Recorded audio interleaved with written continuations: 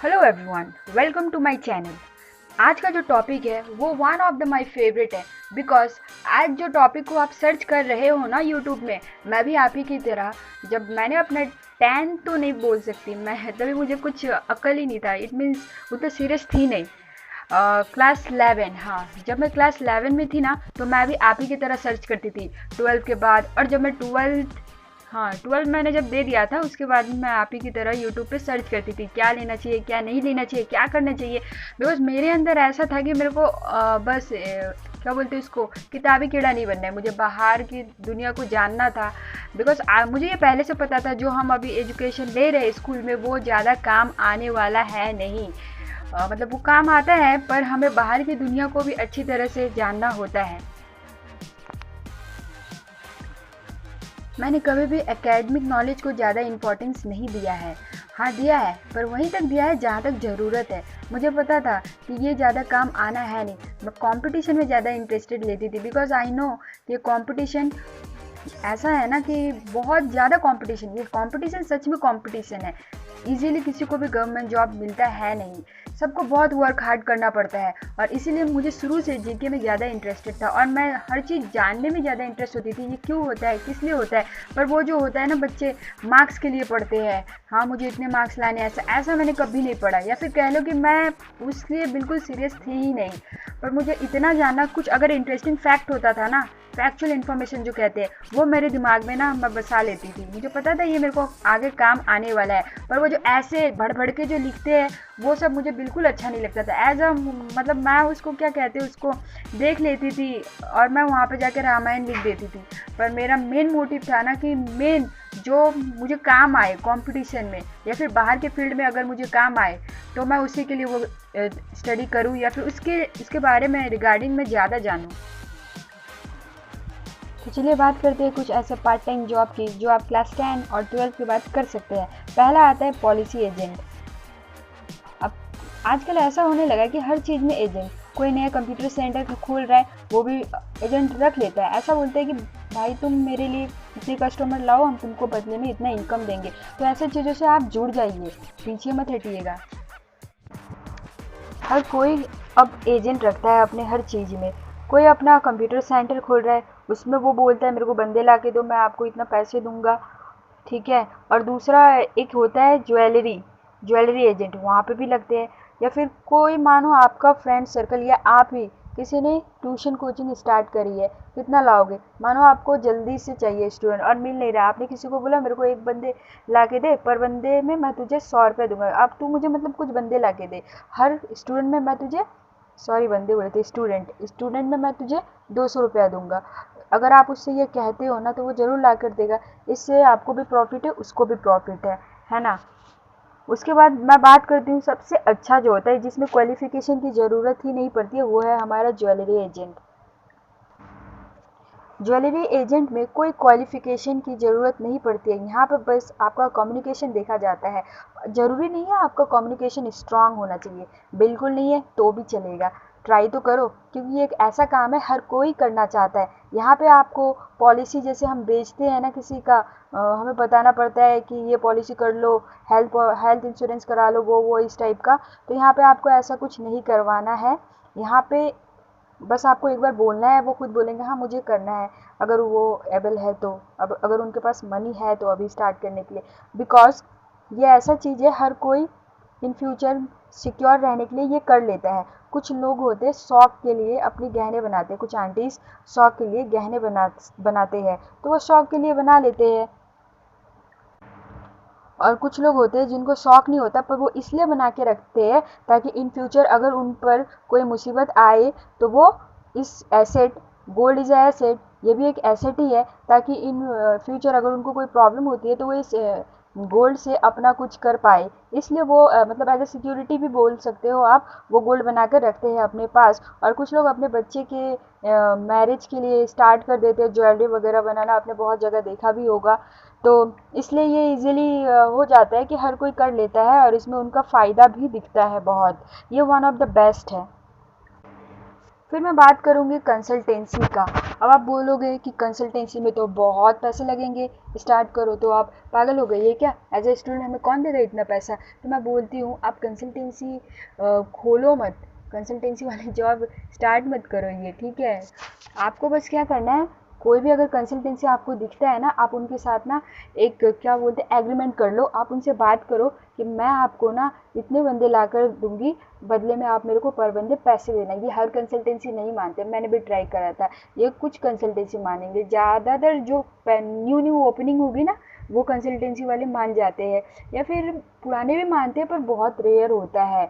अगर आपको मिल जाए, मैक्सिमम मिल ही जाता है, तो ऐसा अगर होता है तो आप वहाँ पे भी बात कर लीजिए। हर बंदे पे आप अपना अपने अकॉर्डिंग रख लीजिए कोई अमाउंट। जैसे मैं अगर बात करूँ, ऐसे बोलना कि पर बंदे पे आप मुझे 500 रुपीज़ देना, पर बंदे या बंदी उस पर 500। इसका मतलब होता है कि आप कंसल्टेंसी में किसी को जॉब दिलाते हो, बदले में कंसल्टेंसी आपको 500 रुपये देता है, मतलब यही होता है यहाँ पे, ठीक है।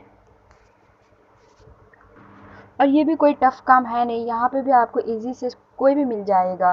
ज़्यादातर लोगों को जॉब चाहिए होता है, ख़ासकर हम स्टूडेंट को, या फिर किसी को ज़्यादा नीड हो गई है, या फिर बहुतों ने तो मतलब ऐसा होता है कि 10-12 के बाद स्टडी नहीं करते हैं, तो उन लोग ऑब्वियसली कोई प्राइवेट जॉब ही करेंगे ना, या फिर कोई भी कारण हो सकता है।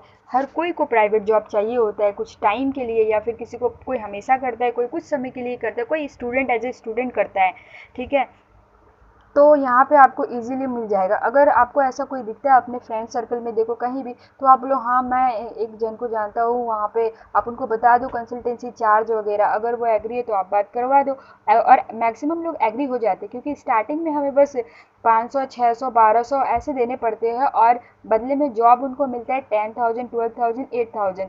तो हर कोई करना चाहेगा, इसलिए वो कर लेते हैं, और इससे आपको प्रॉफिट होता है। ये पर बंदे आप कुछ अमाउंट फिक्स कर लेना, जैसे कि आपको हर बंदे आप लाते हो तो आपको 500 रुपये मिलता है। आप अगर 2 बंदे लाते हो तो आपके 1000 हो गए, तीन लाते हो तो 1500, 4 लाते हो तो 2000। इससे भी आपका अच्छा खासा प्रॉफिट होता है। और एक जो हर और एक जो है ना, ये ना हर स्टूडेंट करते हैं, मैं भी क्यों, मैं तो क्लास 10 के बाद ही स्टार्ट कर दी थी ये ट्यूशन टीचिंग। कुछ लोग होते हैं जो 8 से शुरू कर देते हैं, 7 से, बट मैंने क्लास 10 के बाद ही स्टार्ट करा है। तो ट्यूशन टीचिंग अच्छा है, अगर आप कंपटीशन के स्टूडेंट है तो आपके लिए और भी अच्छा है, या फिर आपको टीचिंग लाइन में जाना है, आपको इंटरेस्ट है टीचिंग में, तो आपके लिए तो बहुत ही अच्छा है, एक्सपीरियंस भी आपका बढ़ रहा है, नॉलेज भी बढ़ रहा है। तो ट्यूशन टीचिंग भी बहुत अच्छा है। आप स्टार्टिंग कर सकते हो कुछ भी स्टूडेंट से। अगर आप ज़्यादा, जैसे कि आप बहुत ज़्यादा अच्छे हो किसी सब्जेक्ट में, तो आप ऐसा भी कर सकते हो, रेंट में कोई रूम ले लो, या फिर अपने घर पे बहुत सारे बच्चे को ले ले लो और बैच वाइज पढ़ाओ। जैसे मेरा एक फ्रेंड है, मैं अपना बता रही हूँ, मेरा एक फ्रेंड है, ठीक है, वो पढ़ने में बहुत अच्छा था, पर अभी वो ट्यूशन पढ़ा रहा है। वो पर बंदे का सबसे लोएस्ट फीस जो है ना वो 1000 रुपीज़ ले रहा है, और उसके पास नहीं भी ना, तो उसके पास 50 स्टूडेंट तो है ही। इट मीन्स कि वो पर मंथ 50,000 अर्न कर रहा है, बैठे बैठे, बैठे बैठे नहीं, पढ़ाना तो पड़ रहा है बैठ कर, बैठे बैठे ही सोच लो। अब बात करते हैं हम एनजीओ का। एनजीओ का मतलब ये नहीं कि आप एनजीओ खोल लो। एनजीओ का मतलब है, जैसे कि आजकल बहुत सारी चीज़ें एनजीओ की तरफ से रन होने लगी, जैसे एज ए कंप्यूटर की तरफ से चलता है, या फिर बहुत कुछ कह लो, जैसे कि पार्लर भी आजकल एनजीओ की तरफ से चलता है, टेलर वगैरह बहुत कुछ ऐसा है जो एनजीओ की तरफ से हो रहा है। तो आप क्या कर सकते हो, आप उसमें एजेंट बन सकते हो। एजेंट मतलब कैसा वाला एजेंट, एजेंट मतलब जैसे कि अगर किसी ने कंप्यूटर क्लास खोल रखा है, तो आप उससे डील कर लो, आप उससे बात कर लो कि मैं आपको इतने कैंडिडेट ला कर दूंगी, आप मुझे इतने दे देना। मतलब आप पर कैंडिडेट पे डील कर लो कि हम आपको एक कैंडिडेट ला कर देंगे, आप मुझे 200 दे देना, 300 दे देना, 500 दे देना, आप अपने हिसाब से मतलब कर लो, ठीक है। यहाँ से आपको अच्छी खासी प्रॉफिट हो जाती है। अगर आप वहीं के स्टूडेंट रहे हो तो वो ज़्यादा इजीली मान जाते हैं। वहाँ पे तो कितनी बार ऐसा ऑफर भी आता है कि आप कुछ लोगों को लाओगे तो आपको इतना पैसा मिलेगा है, तो आप वहाँ पे इजीली जा सकते हो। ये आपका बहुत अच्छा अर्निंग हो जाएगा यहाँ से, अगर आप उस चीज़ में माहिर हो तो।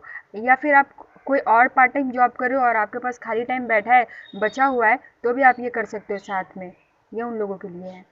तो ऐसा है। और पार्लर वगैरह आप अगर वहाँ के स्टूडेंट हो, वहाँ से सीख लो, इसलिए मैं बोलती हूँ ना ज़्यादा ये सब चीज़ों में भी इन्वॉल्व रहा करो, बहुत प्रॉफिट मिलता है। तो ये एनजीओ की बात है। अब हम बात करते हैं डिलीवरी बॉय की। हाँ, तो अभी बात करेंगे हम डिलीवरी बॉय। डिलीवरी बॉय हर कोई जानता है, हर किसी के 10-12 के बाद, 10 के बाद नहीं, 12 के बाद हर किसी के माइंड में, मैक्सिमम लड़कों के माइंड में तो यही रहता है कि वो डिलीवरी बॉय का काम कर लेंगे as a part time job. तो हाँ, इट्स अ गुड, अच्छा आइडिया है। आप डिलीवरी बॉय का काम भी कर सकते हो as a part time job. 4 से 5 घंटे आप आई थिंक 9 बजे, सुबह 9 बजे से भी आप कुछ घंटों के काम करते हो, तो आपके पास अच्छे खासे टाइम बच जाते हैं, जहाँ से आप अपनी स्टडी के लिए भी टाइम निकाल सकते हो। तो डिलीवरी बॉय में भी अच्छी खासी अर्निंग हो जाती है, आप वो भी कर सकते हो इफ़ यू हैव बाइक, अगर आपके पास बाइक है, ठीक है। और दूसरी मैं बात करूँगी KFC का, तो आप जानते हो KFC में वहाँ पे भी पार्ट टाइम जॉब होने लगा है। हमेशा रहना पड़ेगा ये ज़रूरी नहीं है। KFC में भी कुछ होते हैं, बस आपको 4 घंटे काम करने होते हैं KFC में आप अच्छा अर्निंग कर सकते हो एज अ स्टूडेंट। ये मैं ये बोलूँगी, सजेस्ट करूँगी, वन ऑफ द बेस्ट है ये KFC, आप ये भी कर सकते हो। और एक जॉब है जो मैं सजेस्ट करूँगी स्टूडेंट को नहीं करना चाहिए, वो है कॉल सेंटर का जॉब। ये उनके लिए ठीक है जिन्होंने मतलब ड्रॉप आउट कर लिया है, उनको अब स्टडी करनी है नहीं, तो वो आराम से कॉल सेंटर कर सकते हैं, अच्छी खासी अर्निंग हो जाती है वहाँ पर भी।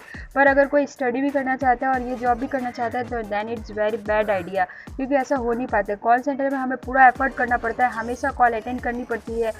थोड़ा सा इस यहाँ पे टाइम देने के बाद ना हमारे माइंड को रिलैक्स चाहिए। और अगर आप सोच रहे हो कि नहीं मैं कॉल सेंटर में भी काम कर लूँ और यहाँ पे भी, तो ऐसा नहीं हो पाएगा। मैं बता रही हूँ, मेरा पर्सनल एक्सपीरियंस है, मैंने काम नहीं किया but my friends has done this.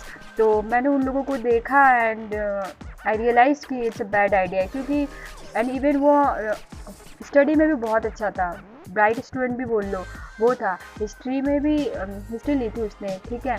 Then वो कॉल सेंटर में जॉब भी करता था और स्टडी भी, जो हो नहीं पाया, जिसके कारण उसको रिपीट करना पड़ा। रीज़न कुछ भी हो, बट मुझे लगता है मे भी कुछ और रीज़न से उसको रिपीट करना पड़ा हो, बट मैं अपना पर्सनल रीज़न बताऊंगी। मुझे जो लगता है ना, रीज़न तो मेरा कुछ नहीं, मुझे जो लगता है we need some time to refresh our mind, तो ये जॉब तो आपको करना नहीं चाहिए। और ऊपर मैंने जितने भी आपको कुछ सजेस्ट करा है वो सब बेस्ट है, ये मेरे कुछ पर्सनल एक्सपीरियंस है जो मैंने आप लोगों से शेयर किया है। So hope you like this video. So अगर आप चाहते हैं मैं इसी तरीके के वीडियो बनाऊं, तो मेरे चैनल को सब्सक्राइब करके बेल आइकन को प्रेस कर दीजिएगा। Thank you.